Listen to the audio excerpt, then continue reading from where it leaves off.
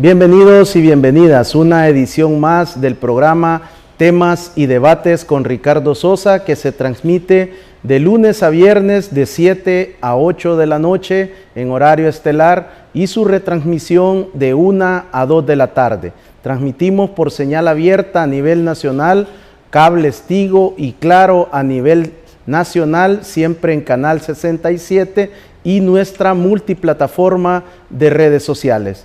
En esta oportunidad, un tema de vital importancia para nuestra nación y es la reconstrucción del tejido social.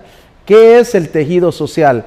¿Cómo lo podemos comprender? ¿Cuál es nuestro papel en esta reconstrucción que a todos como ciudadanos y ciudadanos nos corresponde esta labor por un país que amamos tanto como El Salvador?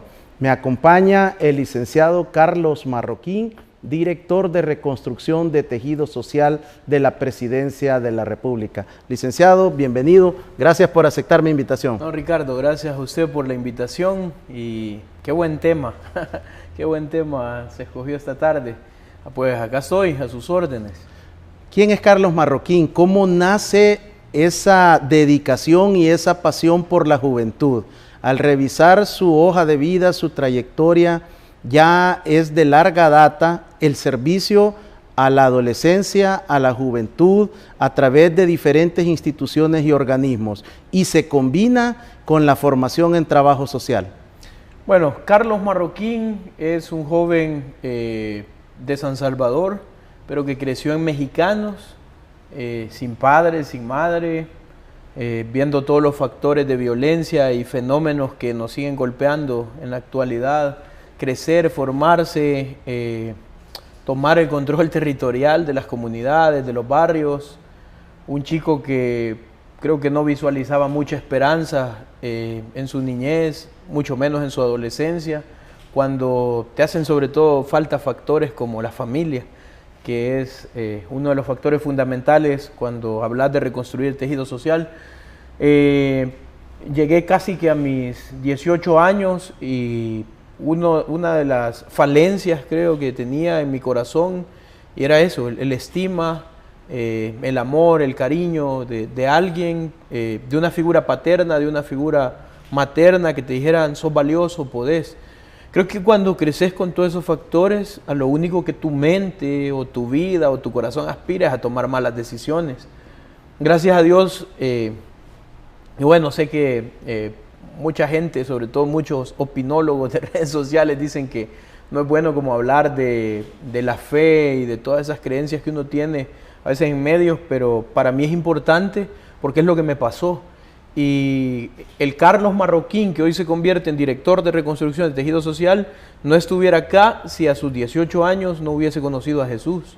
Entonces, tuve la oportunidad a mis 18 años de que alguien en la calle, en una esquina de Mexicanos, cerca de la funeraria López, se acercara y me dijera, y mira qué contradictorio, que cerca de una funeraria alguien me llegó a hablar de vida, de amor, de alguien a quien le interesaba. Creo que en nuestras comunidades, barrios, la gente que vive ahí, no me dejará mentir, de lo que menos se te hable es de vida y de esperanza. De lo que más se te habla es de represión y de muerte, de lo que más se te habla es de que vas a ir a parar a un hospital, a una cárcel, a una prisión, de lo que más se te habla es de que te tenés que ir de la comunidad porque las empresas no te van a dar trabajo porque vivís ahí. Y a mí alguien me llegó a hablar de amor y de esperanza, y recuerdo que desde ese 24 de noviembre del año 2004 decidí cambiar radicalmente mi vida y darle un giro que no había encontrado, ni siquiera porque nunca me enseñaron una guía y es por acá. Sí te puedo decir, y no quiero con lo que estoy diciendo faltar, por ejemplo, a la memoria de mi abuelo, a mi abuela que aún está con vida, está a punto de cumplir 99 años. El hecho de que me inculcaron valores y que me enseñaron a respetar, me enseñaron a esto, pero también la calle me enseñó otras cosas. Entonces hacer ese equilibrio a veces es difícil, sobre todo cuando no tenés a alguien que de verdad vaya enseñándote y te vaya diciendo esto es lo bueno, esto es lo malo. Pero apareció, como te digo, ese 24 de noviembre y creo que desde ahí cambió mi vida. Desde ahí nació eso en mi corazón que lo mantengo hasta este día vivo. Lo he dicho en muchas entrevistas y no temo a decirlo acá en este lugar. a Carlos Marroquín, el que ama ir a las comunidades, trabajar con la gente, trabajar con los jóvenes, mostrarles otro camino a los chicos, no solo que existe el camino de las pandillas y de la muerte, sino un camino de vida, de esperanza cuando te lo propones, pues porque acá estamos hablando que yo vengo de la misma situación y realidad que viven muchísimos de los jóvenes de nuestro país. Entonces, yo no temo a decir lo que esto que me enviste, que es ser el director de tejido social, no es lo que me motiva y me mueve, porque lo he hecho por aproximadamente 15 años.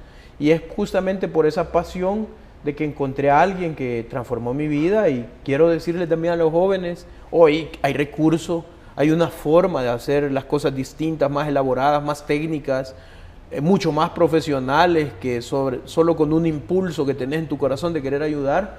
Pero ese es Carlos Marroquín, y ese va a seguir siendo hoy, mañana, y espero que Dios me dé la oportunidad de poder decirte acá y que así sea, que voy a ser así siempre. Carlos, ¿cómo marca la identidad, el destino y el rumbo de su vida el encuentro con Jesucristo, ese día en Mexicanos? Las religiones en nuestro país te ponen como siempre ciertos parámetros y te dicen esto es bueno, esto es malo, aquí no, esto no lo hagas, andas en short, te vas a ir al infierno, o andas el pelo largo, sos diabólico. Yo andaba el pelo largo y andaba en short, y el Jesús que conocí simple y sencillamente fue un Jesús que me dijo, ok, te hizo falta papá, te voy a enseñar que yo puedo ser tu padre, y te lo voy a enseñar. Y no conocí un padre castigador, sino un padre de oportunidades, que cuando me caía me levantaba, me caía, me levantaba, me caía, me levantaba, porque si una cosa te puedo asegurar es que no soy perfecto y me equivoco a cada instante, pero me caía y me levantaba. Entonces yo creo que cuando conoces a alguien así que te apoya tanto, puedes poner el ejemplo de tu esposa, de tu esposo, por la gente que está viendo, las señoras, de tus hijos, de tus hijas. Cuando vos amás a alguien, vos querés hacer cambios en tu vida porque amás, no porque la otra persona te los esté exigiendo, sino porque amás. Entonces, de esa forma me marcó conocer verdaderamente, no una religión, sino una relación con Dios. Te cambia la vida y te motiva y te lleva a hacer esos cambios que vos sabés, esto está malo. No es necesariamente, bueno, la Biblia dice que el Espíritu Santo te revela qué es lo que está mal y toda esa parte, pero no quiero entrar a teología, sino más a un tema de una relación, y esa relación me cambió la vida y me la sigue cambiando. Carlos, el testimonio de vida que usted nos ha compartido en esta noche, y lo cual le agradezco mucho, es la vida de muchas señoritas, de muchos jóvenes, de muchos adolescentes que nos están sintonizando a esta hora a lo largo y ancho del territorio nacional.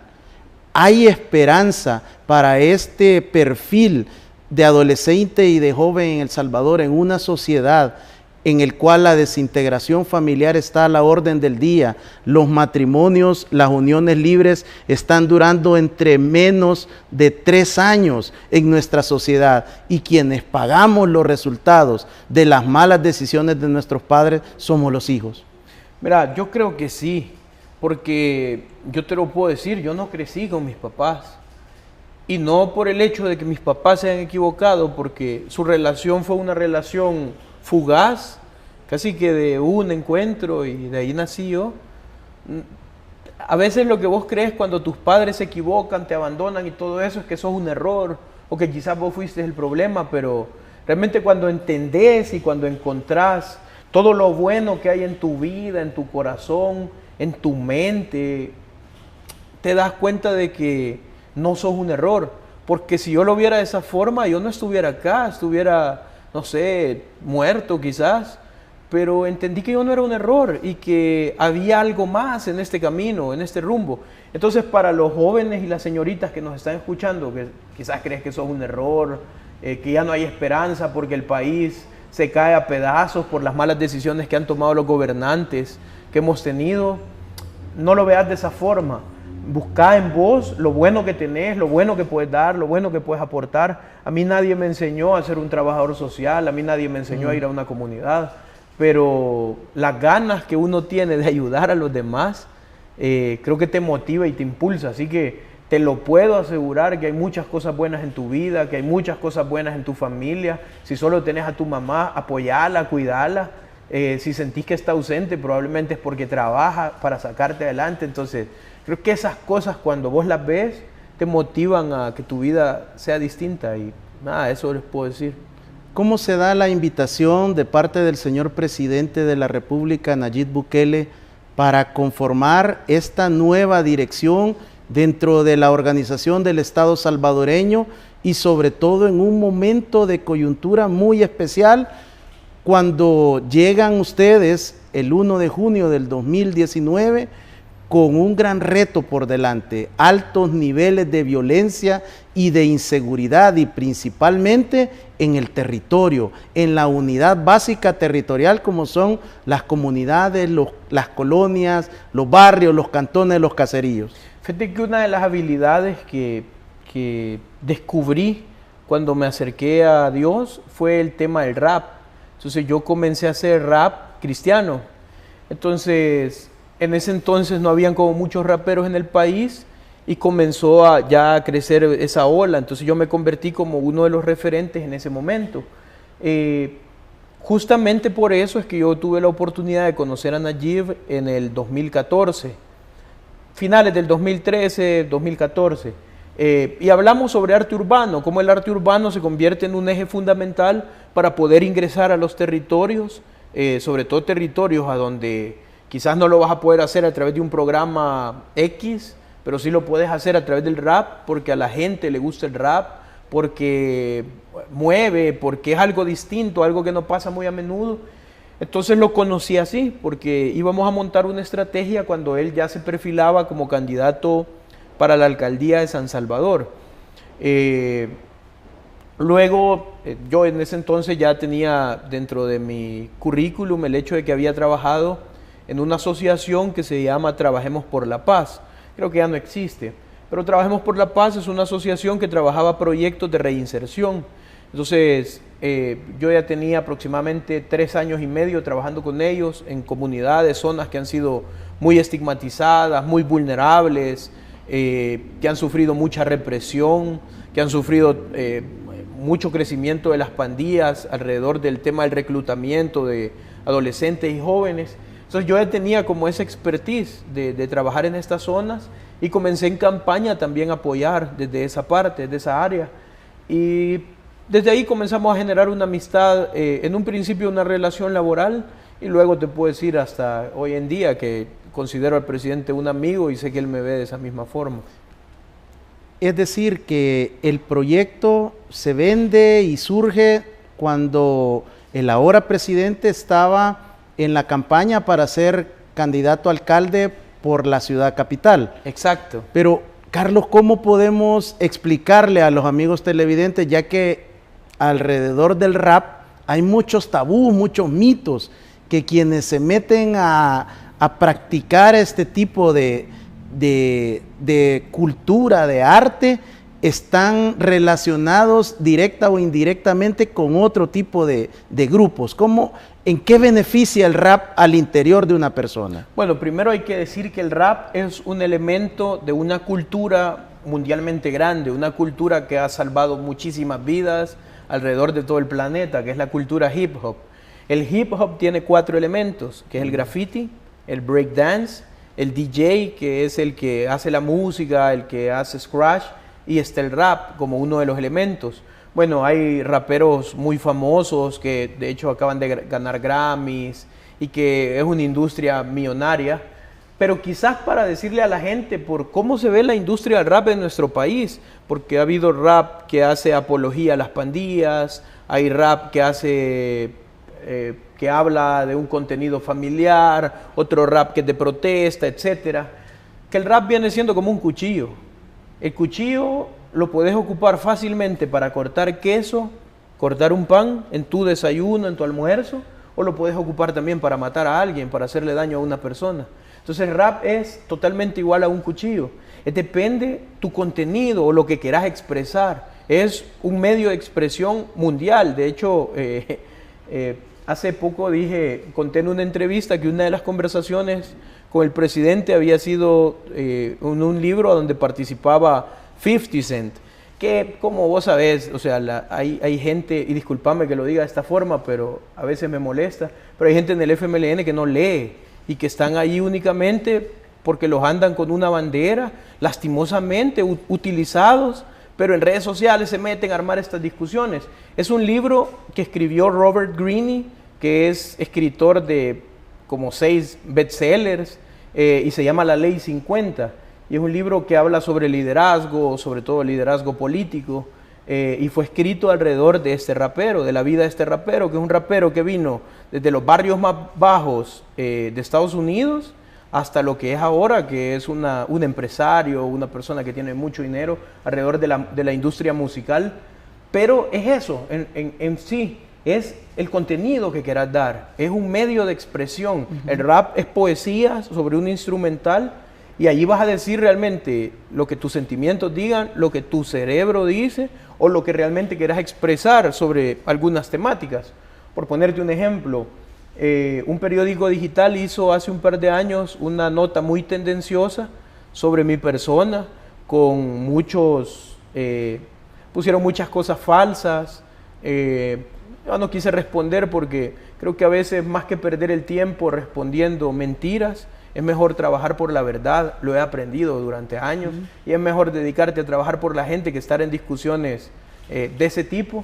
Y le dediqué una canción. Yo hice una canción y puse todas las emociones y sentimientos que tenía en ese momento. Y parte de esa canción dice que por más ataques que vengan, mi objetivo no es político, mi objetivo es por la gente. Y cuando tu objetivo es la gente, no vas a parar y no te vas a detener. Entonces, el rap es como un cuchillo. O lo ocupas para partir queso, o lo puedes ocupar para hacerle daño a alguien. Yo creo que en este caso, durante más de 12 años, yo he utilizado el rap para hablar de Dios, y también para hoy en día, que lo ocupo para hablar de temas sociales que golpean a nuestro país, y para expresarme. Dentro de los resultados, dentro de la evidencia que ustedes lograron desarrollar con el entonces alcalde de la ciudad de San Salvador, el ahora presidente Nayib Bukele, ¿cuáles fueron los resultados de más alto impacto de haber impulsado estos programas en la ciudad capital? Bueno, hay una comunidad que para nosotros es muy emblemática, que es la comunidad Iberia, ubicada en el distrito 6 de San Salvador. Bueno, Iberia es una comunidad de aproximadamente 9,000 habitantes. Su historia data de la Policía de Hacienda. Allí es donde la Policía de Hacienda se había instalado, y de hecho le llamaban así, las champas de Hacienda. Mucha gente, huyendo de la guerra, desastres naturales, comenzó a irse a instalar al lugar, y se convirtió en una comunidad en San Salvador, de las más grandes. Luego vino la época de los 90, que sabemos que es cuando el fenómeno de las pandillas comenzó a instalarse en muchos barrios y comunidades, aprovechando la pobreza, aprovechando la deserción escolar, aprovechando la exclusión, la represión. Entonces se instalaron, y esta comunidad sufre, quizás dentro de los datos y estadísticas de violencia, una de las semanas más violentas que ha sufrido una sola comunidad en la historia de la violencia pandilleril en nuestro país hasta este día. Sufrieron una semana con muertes casi que se contaban por decenas, y fue bien complicado. Marca es un precedente, una marca muy sangrienta en esa comunidad. Viene una cadena internacional, que si me permitís decir el nombre, sí, pues se llama Discovery Channel, y hacen un documental que se llama Maras, una amenaza regional, y golpean mucho con el estigma, sobre todo a la comunidad, porque si bien es cierto, si vas a lo largo del territorio nacional, las pandillas han tomado un control territorial impresionante. Entonces, no es que solo hubiese un grupo pandilleril en la Iberia, pero ese estigma comenzó a golpear y a enrollar a todos los jóvenes, aún los que eran resilientes y los que querían salir adelante en medio de todo lo que estaba sucediendo. Entonces, cuando el presidente, en ese entonces alcalde, toma las riendas de San Salvador, decidimos intervenir 2 lugares que fuesen emblemáticos con el estigma. Uno de ellos fue la Iberia. El otro fue la colonia Ibu en el Distrito 5 de San Salvador, que también sufrió lo mismo, exactamente lo mismo. Un documental de la BBC de Londres, una marca sobre toda la juventud del lugar. Entonces había que hacer un trabajo. Y yo tenía muy buenos contactos por el hip hop, porque ahí existe uno de los mejores grupos que ha tenido nuestro país de breakdance, que es dirigido por un chico que es un líder impresionante, que se llama Irving, es conocido como B-Boy Jimbel, que es un tipazo. La verdad es que escuché su historia y es un tipazo, una persona que a pesar de todo lo que pasaban, los conflictos, los enfrentamientos de las pandillas, los enfrentamientos con la policía, él tenía siempre un grupo de niños enseñándoles, bailando, y en medio de toda la represión que vivieron, bueno, Irving sigue siendo uno de los líderes de esa comunidad. Yo recuerdo que con ellos fue mis contactos primarios y comenzamos a hacer una intervención y una labor en esa comunidad. Ese es uno de nuestros proyectos emblemáticos. Es una comunidad que desde hace aproximadamente 4 años y medio no presenta estadísticas de violencia homicida, la renta y la extorsión comprobado, o sea, hay investigadores, hay gente que se ha ido a meter al lugar para ver si es cierto o no, pero no hay renta, no hay extorsión, no hay robos, no hay hurtos. Paramos el reclutamiento de la pandilla hacia los jóvenes, hacia los adolescentes y niños. Y existe un comité juvenil de aproximadamente 300 jóvenes que están organizados dentro de la comunidad, trabajando alrededor de un proyecto que es uno también de nuestros proyectos hoy como gobierno mucho más emblemáticos y sobre todo de mi dirección, que se llaman Los Cubos, que son los centros urbanos de bienestar y oportunidades en estas comunidades. Son unas bibliotecas impresionantes y bueno, ellos tienen ese espacio y hasta este día, si tenés esas estadísticas, es una muestra de que cuando existe voluntad no represiva, sino preventiva, puedes obtener buenos resultados. Importante esta aproximación con el señor director de Reconstrucción del Tejido Social, el licenciado Carlos Marroquín. Hemos conocido parte de su trayectoria, el joven detrás del cargo, cómo él desde la vivencia en las comunidades, en las municipalidades, conoce lo que es el tejido social, la exclusión, los procesos de marginación, pero también cómo él hace un giro para servir al país y de igual manera en este momento presentar evidencia empírica y estadística de cómo los resultados generan el fruto esperado. Y por cierto, la comunidad Iberia durante el 2019 presentó los menores índices de violencia en todo el municipio de San Salvador como parte del respaldo estadístico y de apoyo que nos deja el año anterior. Al regresar, conoceremos más sobre la experiencia y el trabajo de la Dirección de Reconstrucción del Tejido Social.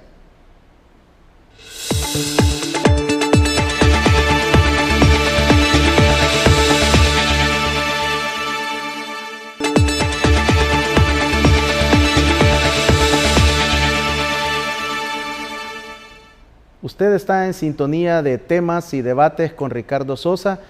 Esta oportunidad traemos en la mira el trabajo de la Dirección de Reconstrucción del Tejido Social por medio de su director, el licenciado Carlos Marroquín.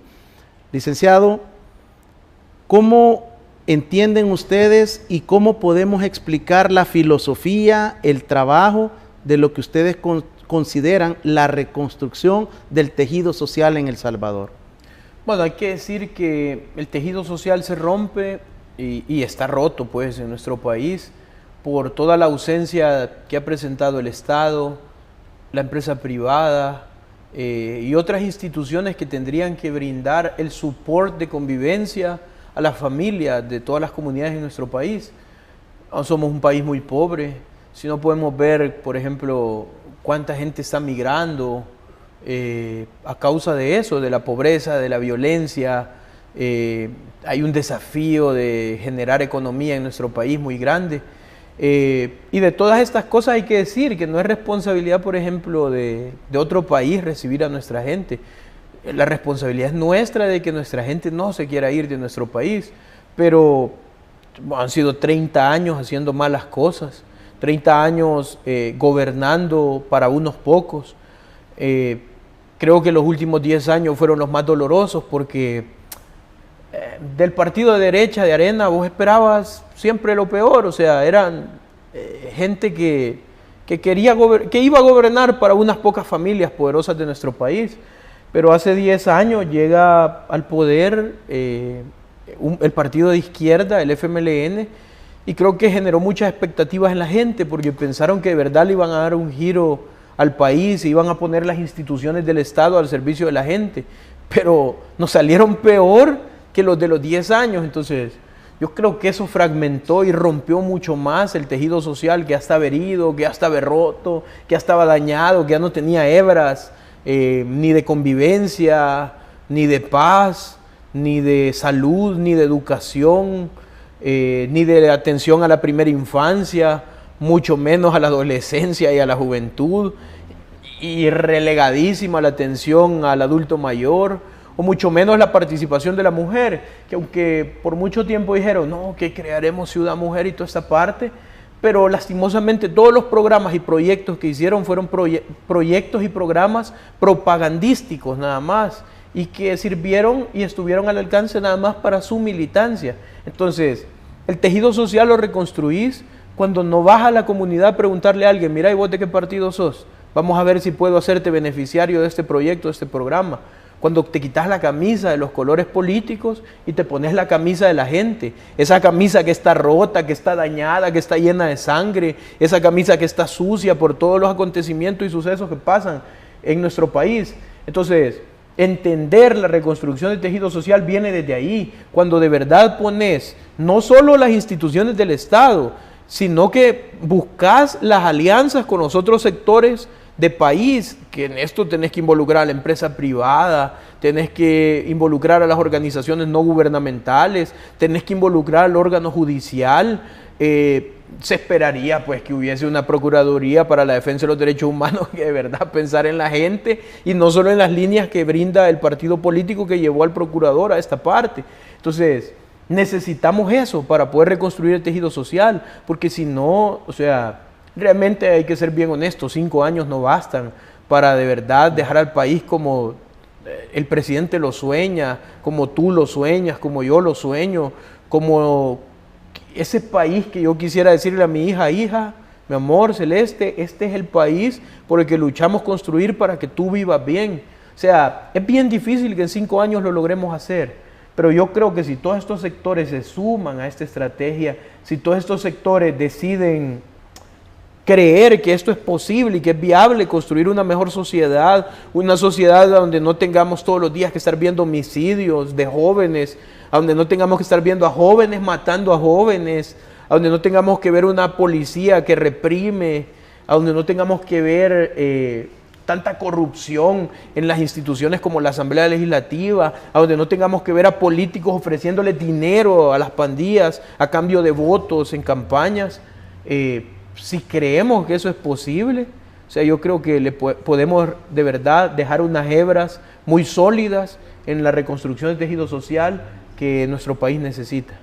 Ustedes están trabajando como dirección en los 22 municipios priorizados por el Plan Control Territorial, ¿o es más amplio la función estratégica? Los que nosotros hemos identificado son 67 municipios, pero hay que hacer énfasis que las estadísticas, a ver, nuestra estrategia no está fundamentada en los homicidios, porque creo que eso fracasa cuando enfocas tus planes de seguridad a únicamente incluir en esa estrategia a los municipios que sufren más homicidios, porque por ejemplo Nahuizalco lleva ya meses, años creo, meses, estando entre los 3 primeros municipios que sufren mucho más violencia homicida, pero hay que decir que es una zona totalmente rural y que la mayor parte del reclutamiento que las pandillas hacen lo cometen en los centros poblacionales grandes, en las zonas urbanas, y aprovechan también pues la pobreza, la falta de acceso a la educación, a la salud, al agua que existe en la zona rural. Entonces, la estrategia va un poquito más, no un poquito, va mucho más basada y fundamentada en el tema del reclutamiento, a dónde está la masa poblacional que necesita tener una intervención, porque si te das cuenta, estos lugares y estas zonas no es necesariamente donde se cometen todos los crímenes, pero ahí es donde está la mayor cantidad de adolescentes, de jóvenes, de niños que están siendo reclutados y que están siendo después enviados a otras zonas a ejercer el control territorial que estos grupos que están al margen de la ley cometen. Pero ojo, en todo esto hay que decir que la estrategia no únicamente está enfocada al tema de pandillas, porque nuestro país no solo comete violencia homicida, las pandillas, hay también otros grupos que forman parte del crimen organizado, hay grupos de exterminio, hay otro montón de gente que no quiero cometer el error de una entrevista que me hicieron una comisión y decirte qué son estos grupos y aquellos, porque acá las hebras son bien sensibles cuando hablas de estos temas, pero es así. O sea, la estrategia está fundamentada en eso, en realmente poner las instituciones que ven toda la fase 1 del plan de control territorial, que es la policía, el Ministerio de Defensa, el Ministerio de Justicia y Seguridad Pública, liderando toda esta parte, que el ministro Rogelio Rivas, bueno, ha hecho un trabajo espectacular junto con todas estas instituciones, y viene la fase 2, que es la fase de oportunidades.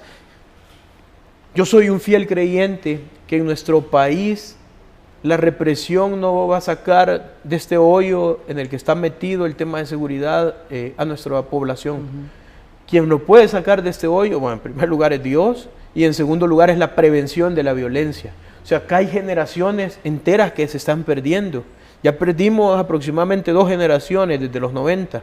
Hay una tercera generación que ya está siendo un poco golpeada por este fenómeno, pero hay que luchar para cuidar nuestra cuarta generación. Es importante desde ahí el trabajo también que está haciendo el despacho de la primera dama con el tema de la atención a la primera infancia, porque esa es la generación próxima para la que hay que de verdad tomar decisiones ya si queremos de verdad mejorar su calidad de vida. El diagnóstico y la aproximación que ustedes hacen a estos municipios no toma en cuenta como parámetro principal la violencia. Tiene otros componentes también de marginación, exclusión, falta de servicios básicos a estos sectores, a estas comunidades o a estos municipios. Bueno, no es solo la violencia homicida, porque hay que decir que a los salvadoreños por años, los anteriores gobiernos, los políticos que ven ahí, sobre todo los que ya son bien mayores, sí cometieron violencia privándoles de acceso a la salud, sí cometieron violencia privándoles de acceso a la educación. Es increíble y es triste, y hago en esto un paréntesis, ir a las comunidades, ir a cantones, ir a caseríos, a barrios, a donde la escuela no es ni siquiera una galera, es un pedazo de lámina con muchos hoyos, a donde el sol golpea a nuestros niños. Ves a los niños y ves sus condiciones, que tanto el anterior gobierno dijo que el uniforme, que los útiles, que los zapatos, los niños no tienen nada. Entonces, eso es triste. Entonces, ese es un tipo de violencia. Y esa sí es la violencia que sí nos empuja a generar una estrategia para mejorar la calidad. ¿Por qué? Porque ¿qué motivación va a tener un adolescente, un chico de 12 años, llegar a una escuela a donde va a recibir desde las 7:30 de la mañana el sol en su cabeza, va a salir a las 12, va a caminar 4 o 5 kilómetros en una tierra de polvo, comiendo polvo todo el día, va a llegar a su casa y lo que menos va a encontrar es siquiera un plato de comida o siquiera va a encontrar agua pura? O sea, es complicado y es doloroso. Y por ejemplo, de verdad es la máxima hipocresía cuando escucho a algunos políticos de Arena y el FMLN, por ejemplo, atacar al presidente de ANDA y decir que no, que miren el agua y que no sé qué. Bueno, pero ¿qué hacía Fortín, pues? ¿Qué hizo? O sea, que te cuenten qué hicieron. ¿O qué hizo Perla? Bueno, si estuvo hasta detenido. Lo que hacían nada más es abrir pozos en las grandes residenciales y mansiones de las zonas populosas de la gente de plata. Entonces, eso es hipocresía total, pero el punto es ese, no hay condiciones y tenemos que generar condiciones de país para que de verdad el día de mañana tú te encuentres a niños, yo me encuentre a niños, adolescentes y jóvenes que sean felices yendo a su escuela, que sean felices regresando a su casa y que no estén pensando en incluirse a grupos de maldad, a grupos que al final les van a llevar a la cárcel a un cementerio y quizás lo mínimo a un hospital porque están heridos, golpeados o algo. Es lo que me pasaba a mí. O sea, si yo no hubiese tenido una abuelita que él se partió el alma con tal de tenerme comida cuando yo era un niño o un adolescente, no sé dónde hubiese parado. Pero gracias a Dios, bueno, y no gracias a Dios, también es una parte triste, porque mi abuela, para poder sacar adelante a mi familia, tuvo que echar pupusas, se enfermó de una enfermedad pulmonar obstructiva crónica por el humo de la leña.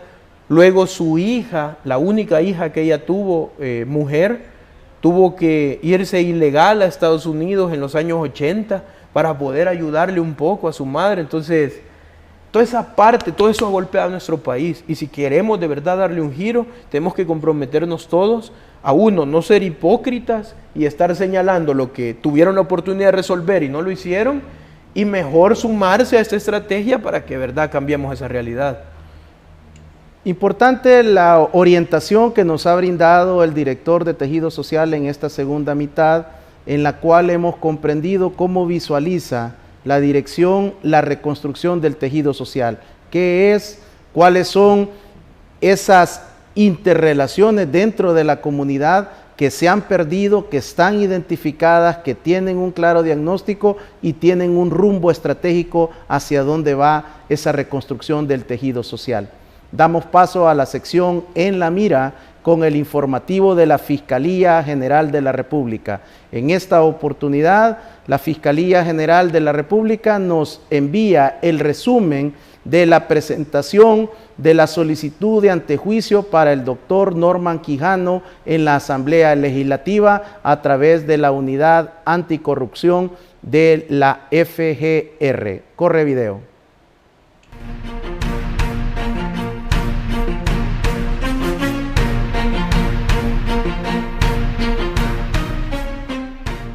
Sí, formalmente Fiscalía General de la República ha realizado la solicitud de antejuicio y petición de desafuero en contra del doctor Norman Quijano González.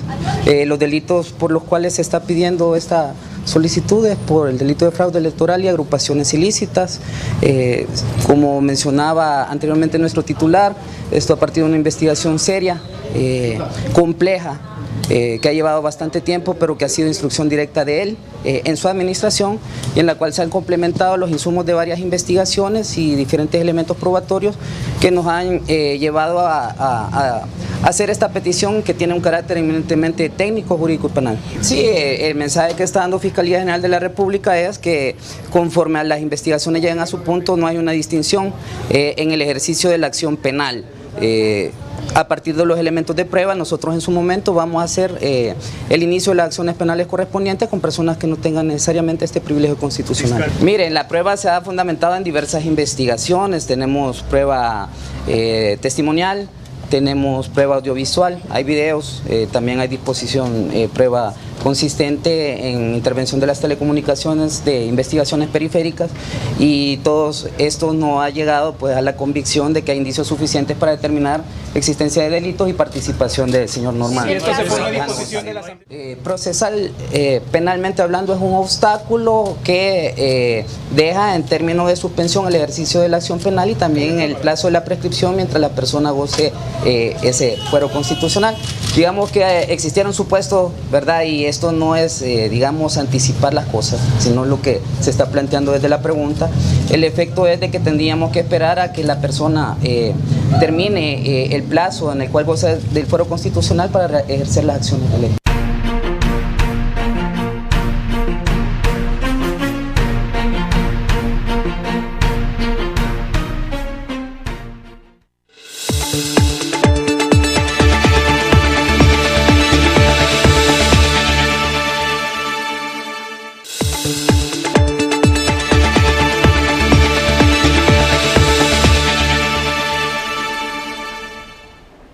Señor director, ¿cómo combinar la vivencia de Carlos Marroquín sirviendo por más de 15 años en las diferentes comunidades de nuestro país, adaptando al concepto que el presidente Nayib Bukele pretende impulsar sobre la reconstrucción del tejido social, pero al llegar a la comunidad dejamos a un lado el libro, las teorías y nos encontramos con una dura realidad. El tejido social está desintegrado en la unidad básica fundamental de nuestra sociedad, como es la familia. Y este tejido se rompió previo al conflicto armado, durante el conflicto y posterior al conflicto. Y ahora tenemos dentro de la coyuntura de la denominada violencia social. ¿Cómo articular estos esfuerzos y cuál es la principal estrategia una vez se ingresa a estas comunidades a tratar de hacer el diagnóstico que son diferentes las necesidades de la comunidad A, a la B y a la C, y cómo combinar esta estrategia? Una vez platicando con el doctor Salvador Arias, me dijo, mira, lo que ustedes hacen, ¿sabes en qué se traduce, Carlos? Me dijo. Dígame, doctor, se traduce en que la clave para que saquemos adelante el país es la organización. Y yo también estoy convencido en eso. El paso fundamental es organizar a las comunidades. Cuando existe organización, la comunidad ya tiene una ventaja sobre cualquier otra comunidad. Cuando te hablo de organización, bueno, te hablo de la organización social que se puede dar alrededor de la comunidad. Puede ser una organización juvenil, puede ser un comité deportivo, que sobre todo en las comunidades siempre hay un comité deportivo, las juntas directivas, las ADESCOs, a veces hay grupos organizados que son grupos culturales, como el caso de la Iberia, que el primer grupo por el que llegamos en el 2014 fue un grupo de breakdance. En otros lugares pueden ser grupos de folclore, porque se ha dado, por ejemplo, en la zona de Rosario de Mora, existen mucho los grupos folclóricos en las comunidades. Entonces, toda esta parte organizativa es la clave fundamental para iniciar los procesos de reconstrucción del tejido social, porque cuando la gente está organizada, la misma gente ya gestiona, ya no necesitas a la gente llevarle el pescadito, sino que mejor la caña y le enseñas a pescar, y la gente por sí misma comienza a gestionar sus proyectos, ya sean de infraestructura, proyectos de formación, proyectos académicos, de salud, y la comunidad comienza a tener otra vivencia, otra dinámica, la dinámica cambia. Entonces, eso es un paso fundamental, la organización, y nuestra dirección está convencida totalmente, el presidente está convencido totalmente en que ese es el primer paso que hay que dar. ¿Y cómo regresar los servicios básicos asistenciales a cada comunidad? Bueno, lo primero es que cuando existe esa organización, la misma organización nos ayuda a nosotros a hacer diagnósticos como dirección. Luego nosotros trasladamos todo ese diagnóstico a todas las áreas y dependencias del gobierno que forman la fase 2 del Plan de Control Territorial, que es la fase que dirige la Dirección de Reconstrucción de Tejido Social. Y ellos toman a bien, ya bajo prioridades también escaladas, el hecho de hacer las intervenciones.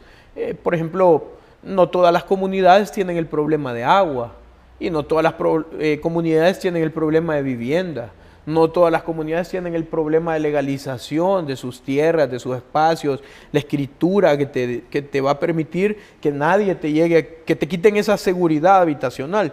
Entonces, el diagnóstico nos permite eso y nosotros vamos trasladando y adecuando al respecto de las prioridades que hay en nuestro país. No en todas las comunidades hay violencia por grupos irregulares. Tenemos comunidades, municipios, cantones, caseríos, barrios, donde los problemas son al interior de la familia, son de violencia intrafamiliar, son de violencia contra la mujer, contra las niñas, contra los adolescentes.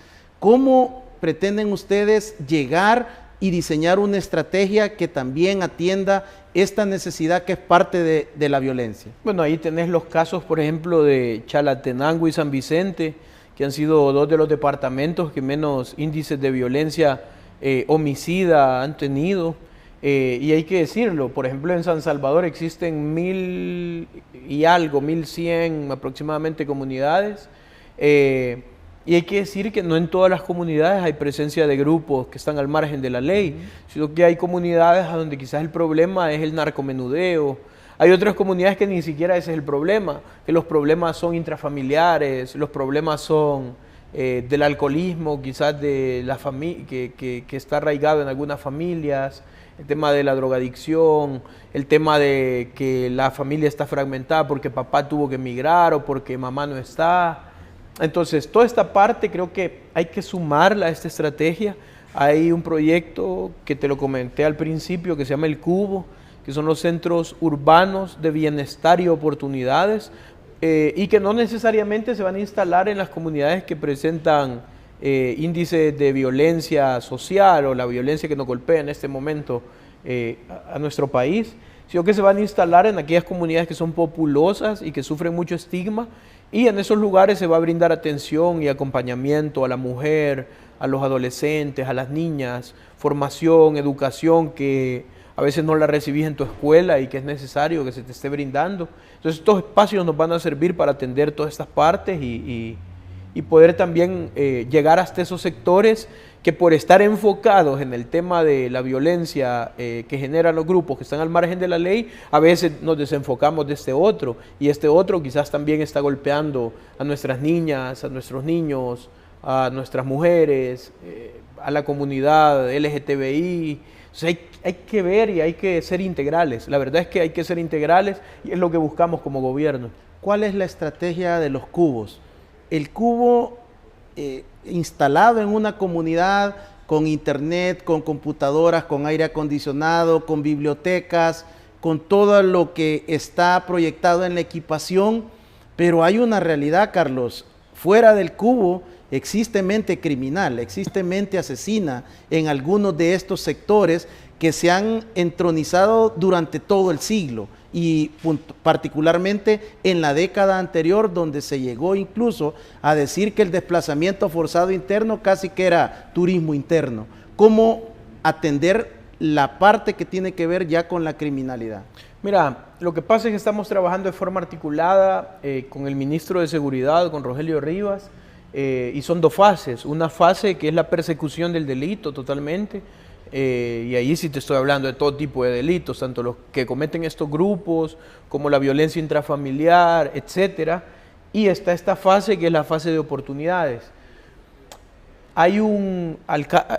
Bogotá tuvo un alcalde que se llama Antanás Mockus, que es un filósofo, sociólogo, ya es muy mayor, pero él es conocido como el padre de la convivencia, y él daba es como un ejemplo, que él ponía que las comunidades tenés que ofrecerles palo y zanahoria. Una comunidad no va a querer que le des palo, garrote, va a querer que le des zanahoria. Me explico. Entonces, cuando él hacía esa representación de esta parte, yo creo que las comunidades ya sufrieron demasiada represión, ya sufrieron demasiada persecución, ya sufrieron demasiados golpes. Y no te estoy hablando de los grupos que están al margen de la ley, te estoy hablando de las organizaciones juveniles que están dentro de nuestras comunidades, te estoy hablando dentro de los chicos que han decidido darle un giro a su vida, quizás se equivocaron, pero ya llevan años perseverando en un proceso de reinserción, de transformación, y hoy sufren golpes y persecución. Entonces, yo creo que las comunidades ya sufrieron demasiado palo y que hoy lo que más quieren es zanahoria.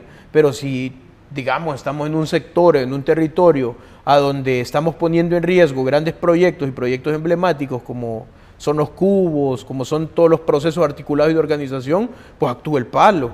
O sea, hay que tener un equilibrio en eso, que es lo que no ha existido en nuestro país. Y probablemente ya salgan por ahí algunos, habló de palo, zanahoria y todo eso y eso, pero ¿y cuáles han sido las políticas de seguridad de nuestro país? Mano dura, super mano dura, mano contenta, mano de tregua, mano no sé qué. ¿Y a qué llevaron al país? A endurecer y a hacer mucho más crítico un fenómeno social que necesitaba tener cabezas frescas pensando cómo resolverlo. Y te vas dando cuenta que hay países que son muy similares en esta problemática, como lo fue Colombia en la época de los cárteles, de los combos y de toda esa parte que sucedió, que lograron salir adelante a través de la convivencia y poniendo en primera parte la cultura de paz. Entonces yo creo que es algo que no se ha probado y que si a vos te dijeron y a mí me dijeron que sí lo hacían, era una mentira. Lo que hacían era asistencialismo, ir a regalar un trofeo, tomarse una foto con todos los equipos de fútbol, subirla a todas sus redes sociales y qué bonito, ya hizo trabajo el gobierno. Eso no es hacer un trabajo articulado, un trabajo de organización, un trabajo de seguimiento, un trabajo de supervisión, un trabajo de acompañamiento, que es lo que ha hecho falta en nuestro país. ¿Cómo poder transformar una cultura de venganza que ha imperado en la sociedad salvadoreña, transformarla para buscar la sana convivencia y disfrutar por primera vez en más de 30 años de una cultura de paz, Carlos? Bueno, ahí es donde tiene que poner un poquito de su parte el sistema judicial de nuestro país y apoyarnos con mucha más justicia restaurativa que tanta justicia retributiva, porque tenés todos los centros penitenciarios asignados, que gracias a Dios, bueno, el director de centros penales está haciendo un trabajo fenomenal para sacar del ocio carcelario a tanto joven que está perdiendo su vida en ese lugar, y que salen por todo el ocio carcelario que sufrían, por todo lo que pasaba, con una mente mucho más arruinada y perversa. Mi abuelita decía que mente desocupada, taller del diablo. Y creo que es algo que hay que comenzar a trabajar, toda esa parte de reinserción, toda esa parte de rehabilitación, toda esa parte que tiene que ver con justicia restaurativa, que eso es lo que va a lograr parar y frenar toda esa cultura de la venganza que existe en nuestro país, de que como me hiciste mal, te voy a pagar el doble, y me hiciste mal y voy el triple tras de vos. Yo creo que eso lo podemos parar, como te digo, cuando exista una verdadera articulación. Bueno, el sistema judicial que por años ha sido como muy cincelado y muy atacado, pero estás viendo jueces, por ejemplo, que están haciendo que la ley se cumpla tanto para el pobre como para el rico, con esto que acabas de ver en el espacio que presentaste de lo del expresidente de la Asamblea Legislativa. Entonces, y eso es una parte fundamental en nuestro país, que no existe impunidad, que exista igualdad cuando se legisla, cuando se judicializa un caso. Creo que eso va a ayudar y eso es bien necesario. Director, ¿tiene los recursos ya usted para trabajar y para comenzar la construcción de todos los cubos y de toda la infraestructura en el territorio de los municipios priorizados? Fíjate que no, parte sí, pero parte no. La parte más importante no está. ¿Cuál es la parte que ya está? Bueno, la parte de unos fondos reorientados que tomamos del presupuesto 2019 para enfocarlo a esta estrategia, porque, bueno, lo hablamos en un principio, es una estrategia que ya está aprobada, con estadísticas y que visualmente generó ya algo en un espacio. Entonces, hemos reorientado algunos fondos, ya se comenzó a construir el cubo de San Juan Opico, del sitio del Niño exactamente, que es un cubo que va a atender a una enorme población de jóvenes, a escuelas, el cubo de Amatepec, el cubo de la San José en Soyapango y el de la Campanera, que tuvimos un acercamiento muy bueno con el alcalde, y bueno, está a full disposición de apoyarnos, y eso es muy bueno, cuando los líderes, en este caso de las municipalidades, pues también se pone... Juan Pablo Álvarez. Correcto, Juan Pablo. Se puso a disposición y eso es muy bueno, eso es lo que necesita esta estrategia. Como te digo, aquí es una estrategia de quitarte una camisa político-partidaria y ponerte la camisa del pueblo para salir a hacer las cosas por ellos. ¿Hay alguna ratificación pendiente de financiamiento? Fíjate que sí, y esa es la parte a la que quería llegar. Hay unos fondos que solo han sido aprobados por la Asamblea Legislativa, que son los 91 millones para financiar la fase 2 del Plan de Control Territorial. Pero yo tenía entendido que en enero se iban a tomar el tiempo para ratificarlo y bueno, se nos ha ido el mes de enero y los 91 millones no están ratificados, que es donde se van a construir, bueno, formación, capacitación para jóvenes, está el tema del mejoramiento de 24 kilómetros de caminos. Yo te ponía un ejemplo tan sensible que es el hecho de lo que caminan los niños de su escuela a su casa comiendo polvo, comiéndose, bueno, y en época de invierno todo el lodo. Esa parte, está la parte de la construcción de 29 bibliotecas cubos más, y lo necesitamos, pues, en realidad no lo necesito yo, lo necesita el pueblo, lo necesitan las comunidades, lo necesitan los jóvenes que están esperando eso, que conmigo no pasó, a mí se me apareció Jesús. Hoy qué bueno que Jesús nos puso en este lugar para que podamos llevar este recurso a la gente, y es una forma también de Él de aparecerse a miles de jóvenes de nuestro país. Eso hace falta. Entonces, es la gente quien espera la ratificación, no nosotros. Pero bueno, espero que la Asamblea Legislativa tome a bien, bueno, dos cosas: crear una comisión especial para el caso Norman Quijano y que ratifiquen los 91 millones. Señor director, quiero agradecerle el aceptar mi invitación y el venir a hablar con tanta libertad de su faceta personal, pero también de esta nueva dirección que debe de ser una bendición para nuestra nación. Oh, gracias por la invitación. Bueno, siempre que ustedes lo requieran voy a estar acá. De verdad que ha sido de las entrevistas donde más cómodo me he sentido, y gracias de verdad por la invitación. Ha sido el licenciado Carlos Marroquín, director de reconstrucción del tejido social de la Presidencia de la República. Una de las lecturas y de los mensajes que me deja esta entrevista es: no esperemos que únicamente sea una labor espiritual y que las personas tengan que tener un encuentro personal con Jesucristo. Hagamos que el Estado funcione y que lleve los servicios básicos asistenciales a todas las comunidades y a los 20.700 kilómetros cuadrados de nuestro amado El Salvador. Bendiciones.